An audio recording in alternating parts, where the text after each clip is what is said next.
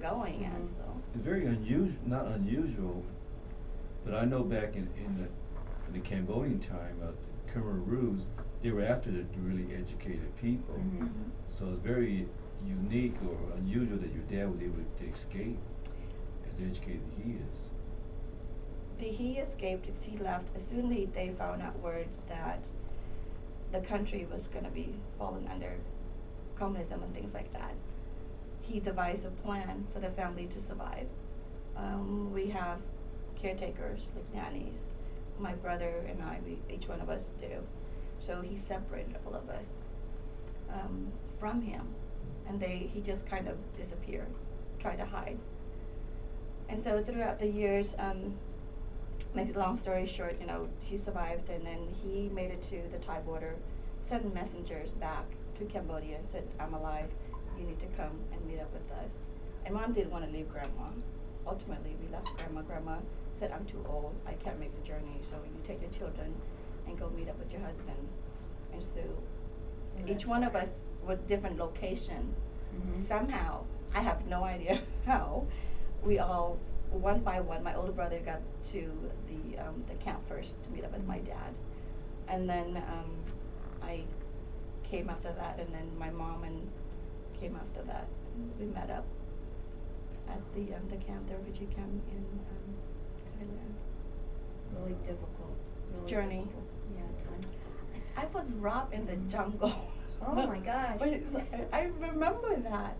The pirates, the pirates in the jungle in Thailand, when we were making across, they robbed you of every little thing. We didn't have anything to begin with, but I remember that some people were Terrifying. hurt and tortured, and Yeah. so, and I remember that little bit of pieces. And that was Well, we're so glad you're here. So glad you're part of Stockton.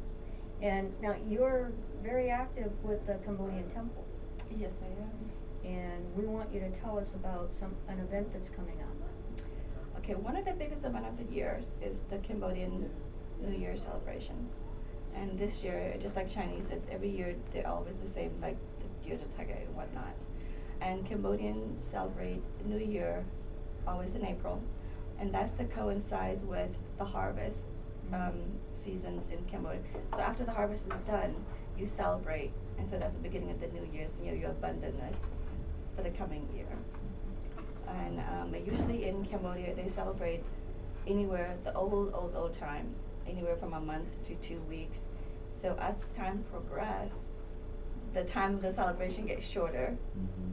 And so in America, we try our best to mimic what we had in Cambodia.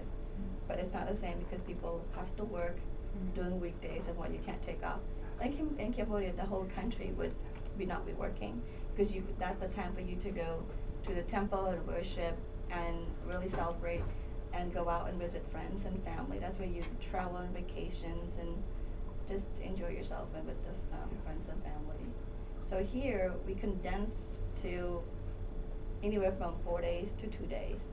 In Stockton at the Cambodian Buddhist Temple, this year it starts April 15th and through the 18th. And so each day there are different ceremonies that's going on. Early in the morning, Thursday, Friday, Saturday, Sunday, all the schedule will be the same in the morning as far as offerings to the monks and offering to the ancestors, the ceremonial part aspect of it. Every day going on in the morning in the main hall. And then from 11 to about 7 o'clock at night, outside on the main stage, there's different festivities, activities, from traditional dancing to fashion show, traditional clothing, fashion show on Saturday only. And there's, booth, food booth, informational booth. People sell clothing and traditional items from Cambodia and things like that. And so and traditional games going to be played during this time at about 11 o'clock. So is the public invited? The public are most welcome to come and celebrate with us, and it's free to everybody. Even the parking is free.